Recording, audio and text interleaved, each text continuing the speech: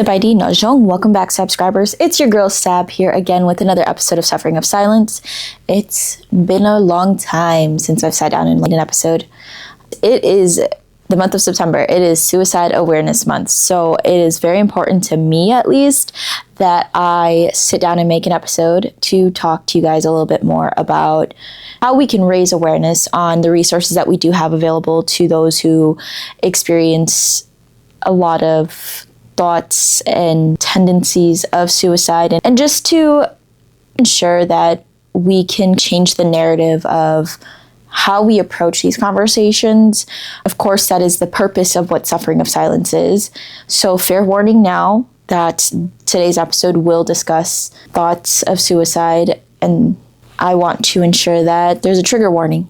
So before I get into all the personal experiences and things like that, I want to make sure that I provide the resources and information to you who might need it, whether it's you or someone that you love.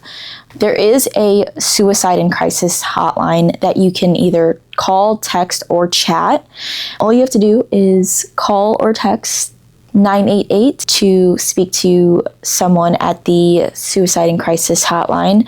There is also a chat, of course. It is chat.988lifeline.org. And you can also go to the website that they have. It is 988lifeline.org to find different resources on how you can contribute to raising awareness on those who have suicidal thoughts and tendencies. And there's tons of different ways that you can advocate for it. September 10th is actually World Suicide Prevention Day. So we try to honor those we have lost due to suicide. And we also try to ensure that, again, we talk more about it, because I feel that personally, a lot of mental illnesses or a lot of things that we go through internally are truly unspoken on, and that can obviously spiral into very dark and awful places. And so I always am one to speak out on these things because I know where it can lead you. I've seen it personally. I've experienced it personally. I also want to bring to everyone's attention that there are ways that you can get involved even if you don't need these resources personally for yourself. Try to find ways that you can volunteer or work for this organization. And something that I learned as I was surfing through their website was that there isn't even a location in the greater Milwaukee area. I was very shocked to find that Milwaukee does not have a suicide and crisis hotline location here in our area. We are the most populated city in the state of Wisconsin, but we also experience a multitude of things in our city because it is a metropolitan area. And where I grew up, I know that it's definitely something that's needed. I know that it's something that is important that we talk more about. I've grown up in communities that mental health hasn't always been deemed a priority. And this would be a perfect segue for me to kind of discuss some of my experiences with suicide. I could start with my earliest experience with suicide was when I was about 9. I don't want to speak too much on it because it wasn't necessarily my experience to talk about.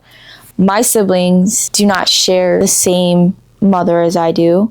I do have siblings that don't share the same father as me either. My siblings who have a different mother than me actually were affected by suicide. Their mother actually lost her life to suicide, and that happened when I was about 9. And again, I don't like to speak too heavily on it because that is not my story to share, but I can speak from my own perspective of how it affected me. And a lot of the relationship between our parents weren't necessarily like the strongest. Let's just say the relationship that our parents had was volatile, to say the least. And a majority of the time, they could not stand being in the same room as each other. Growing up in a blended family, I was always it's always conflicting because we're so used to hearing the narrative of, exes and parents, step-parents and whatever not getting along. And that was very much the case I believe with my family at least. And it was so toxic. But I am grateful that I was still able to kind of form my own opinion of some of the other adults and parents in our situation. So I am grateful for that. And I would say my personal experiences with her, she was kind to me, at least. And it was never like an awkward or terrible interaction with her. I'll be honest, right? I don't speak highly of people even when they're gone, unless I really only have good things to say about them. Because even when I talk about my own dad, like, I'm honest about the way things were growing up with him. Like, yeah, I love my dad. And of course, I think my dad is a great father. He did everything he could. He did the best he could. Of course, I believe that my father did the best he could. But I would never downplay the abusive and toxic behaviors that I had growing up. And so when I speak on my perspective of my sibling's mother, I speak to what I know. And what I know is that she was always very kind to me, and she never treated me any differently because I was my father's child. My experiences with her have always been great experiences. And I obviously love my siblings a lot. I love my siblings very much. So my sister and I are 5 years apart. So when I was 9, she was 14. She was just starting high school. And my sister and I, we got the chance to like really grow up pretty closely compared to how I've grown up with like my other siblings, because we were the youngest. I love my sister so much. And watching her experience this loss was like, even at 9, my heart broke so much. There is nothing worse than what she had to experience. And again, I don't want to get too much into the details of it, but just as I watched her grieve her mother, I could not hold it. I couldn't do anything but cry for her. And it's not because I felt sorry for her. It was just like, I hate to see my sister be so heartbroken. And that was truly an impactful moment for me. I had to watch my entire family grieve it. And even through all the conflicts with our parents, you know, I'm grateful that my parents allowed me to really like be there and support my siblings the way that I did. It was truly like life-changing. My sister had to move in with us, and just watching her go through that was so hard. And that's also what made me love my sister more. Kind of seeing her experience that and like persevere through it is what makes me love her so much more as a person. So my own personal experiences with suicide and thoughts of suicide and times that I've acted on my thoughts started as early as like 11 or 12. Not many people know, but I had institutionalized because of my suicidal thoughts and tendencies. And all I can really explain is, I can't explain much because a lot of it has kind of become a blur for me. But growing up, I always felt very alone and isolated, and I felt very much out of place and just never belonging anywhere. And I think a lot of that affected me very early on, and I obviously didn't know how to like express that. I didn't know how to communicate that as a kid. Seeing how my siblings all had siblings and I didn't, and always feeling that I would get left with less of a childhood than most. It made me feel very alone. It made me feel very just never belonging to anywhere. I think it really started to affect me enough to where I acted on my thoughts of harming myself and wanting to no longer exist. I think a lot of people have a hard time understanding why. Physically, my life seemed perfect, seemed like everything was going well. Do you remember one day after I was institutionalized and my sister realized that I was harming myself? She talked to me and she told me, like, not that she was trying to like guilt me out of it, but she was just trying to use it as an example. She wouldn't want to see me lose my life just to a fight with suicide as she had to see with her mother. So having these conversations with my sister probably is what saved me from going down a really dark and awful path. At a very young age, I understood the impact that suicide puts on a family. But in those moments, like, I didn't care. I was just in my own space, my own head, and I was just trying to relieve myself of my loneliness and my pain and my own suffering, right? And the day that I was institutionalized actually was like New Year's Eve. Growing up with parents who were never on the same page about how they wanted to raise us really caused a lot of turmoil within me personally, I'd say. And I see it vividly happening very often. I see it actually happening with my nephews and my nieces, and how a pattern continues to cycle on. And I give a lot of this background information because I think it makes a difference in understanding why and breaking down my suicidal thoughts and tendencies at such an early age. It's extremely scary to think about how something just as simple as how you choose to raise your child can make all the difference in the world for their mental health. I think that's what scares me the most about having kids, or the thought of having kids, is not being on the same page as my partner in co-parenting. And I feel that a lot of that, I unfortunately had to pay a lot of the price for the lack of communication and the lack of co-parenting skills that my parents had. And I totally give them grace and understand that they did everything that they could. They did the best they could with what they knew. I reflect back on those days, I realize more and more that I'm not to blame, because I would blame myself often. I'd blame myself for fights. I'd blame myself for arguments. I'd blame myself for not being the perfect daughter for my parents. And that stuff used to eat me up inside. And it got to the point where I had wanted to just throw myself in front of a moving car. For my dad, at least, that was kind of his wake-up call, I feel like, for him to check me into a mental institution to get the help that I needed, right? And being there, I was there for like 3 days. It was so strange. It was so interesting. It's just the way that you would imagine it. I got there really late. I had a roommate, and they make you change into these clothes, and they make you sleep in a cold bed. You can't have a radio. You can't have anything while you're in bed. And I woke up the next day and I went out to the common area where we kind of have our group interactive moments.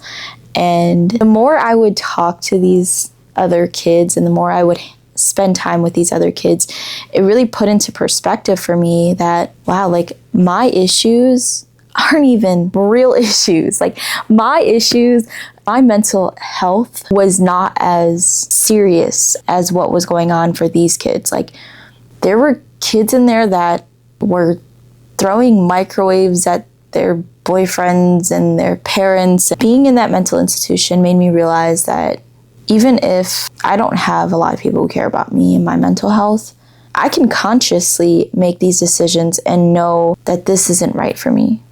Like how people say they send you to jail to kind of learn your lesson so that you stop doing what you're doing, you stop committing crimes because you don't want to keep ending up there.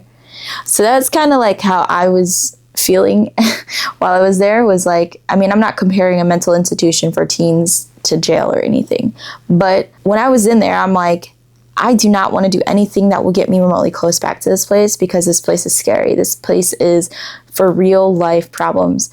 And me, I don't have real life problems. And I believed that for so long. And when I got discharged, I was supposed to be going to therapy. I went to one therapy session and never went back again. I felt like, oh, therapy is not for me. I don't think that there's anything really wrong with me. I think that there's people with actual problems that can actually use these resources. And that was all like before high school. And I feel like throughout high school, throughout high school, I did experience a lot of friends or people close to me in my life that were battling with suicidal thoughts and tendencies. And I remember once, my freshman year, I was sitting on the phone with a friend who was extremely terrified. She wanted to take her own life. And I actually ended up becoming close with some of these people due to the experience that we had. And we sat there trying to convince her otherwise and just trying to listen to her, trying to talk her out of how she's feeling. Although that situation brought me closer to my friends, it was unfortunate that it had to be that brought us all closer, but it made me kind of understand more that we may not have enough resources out here, and we may not have an understanding of what we can do or where we can go with these thoughts. And so I know I become much more reckless with my life sometimes, and I'm more inclined to doing things that are risky. But, you know, as I got older, I continued to deal with my suicidal thoughts and tendencies. And I think another very impactful moment for me in life that involved suicide was towards the end of my abusive relationship with my ex.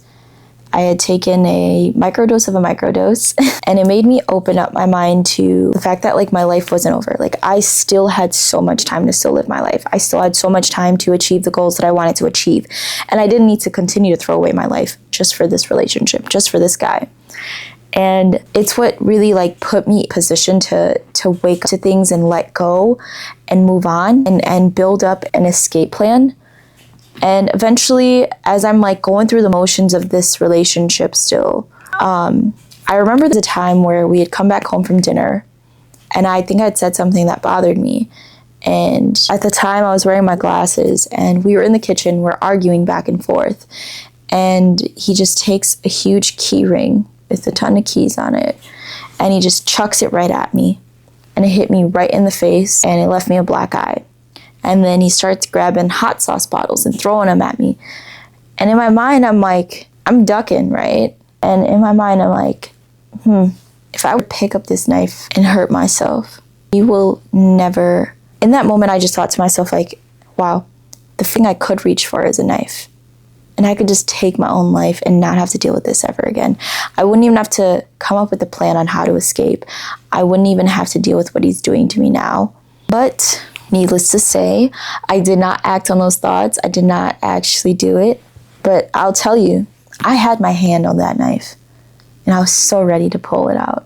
Sometimes when you're in those situations, you don't feel like there's any hope of getting out.